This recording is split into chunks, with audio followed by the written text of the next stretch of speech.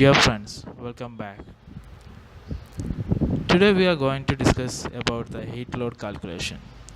This is the first and important step in the HVAC and or air conditioning designing.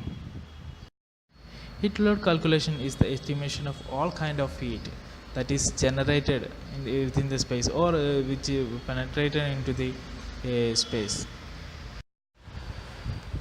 Some kind of heat will be generated within the space. For example, heat emitted from the electrical devices or heat emitted from by the metabolic reaction of the occupant, etc. And some kind of heat will be penetrated into the space. For example, heat from the sunlight it will be penetrated through the walls or glasses, etc. So a good maybe HVAC designer should understand these kind of heat, and he should estimate all this kind of heat with maximum accuracy to get its maximum efficiency of the machine. Heat load of a space can be calculated by using softwares, or we can calculate it by manually. There are so many softwares are available in the market. For example, HAP, Revit, etc. So we can calculate the heat load of a space by using these softwares. We can discuss these two methods in detail in further videos. Total heat is the sum of sensible and latent heat. The heat exchange due to the change in temperature is called sensible heat, and the latent heat is the heat exchange during the constant temperature process. We can discuss in detail this in psychometric section. Next, we are going to discuss about the basic heat transfer. First one is thermal conduction. Thermal conduction means the heat transfer through a solid material by the direct collision of the molecules. Next one is thermal convection. When a fluid is heated, it carries a thermal energy along with it and it moves away from the source. This kind of heat transfer is known as thermal convection. This is mostly happen in the fluid. Next one is thermal radiation. This kind of heat transfer doesn't require any kind of medium to transfer heat. As a result of random movement of the molecules in the matter, it produces some kind of EM waves. The heat transfer through these EM waves is known as radiation.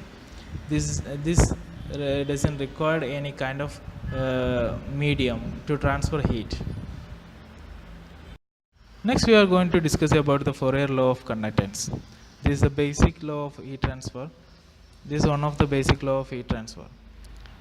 That this law states that the rate of heat transfer through a material is equal to negative gradient of temperature and the area.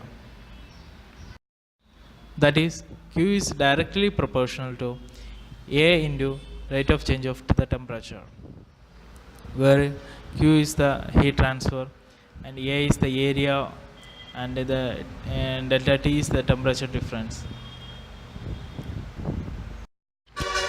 The proportionality can be replaced by a constant called thermal coefficient, that is K.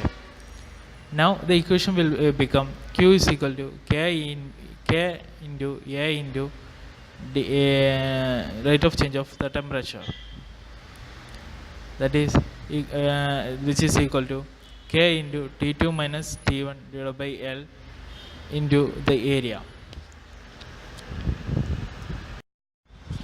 The ratio K by L can be replaced by another constant C, which is called thermal conductance. So C is equal to K divided by L. The reciprocal of the thermal conductance C is called thermal resistance R. That is, R is equal to 1 by C. Next, we are going to discuss about the coefficient of transmittance. which is denoted by the letter U. Look at the picture. There are three materials are arranged together. Across the heat transfer Q is transferring. So if we want to calculate, for calculating the heat transfer, we have to calculate the coefficient of transmittance U. So that is U is equal to reciprocal of R1 plus reciprocal of R2 plus reciprocal of R3. The basic features of the heat load calculation and its method can be discussed in detail in further videos. So please subscribe our channel and please enable the bell icon to get more videos. Thank you.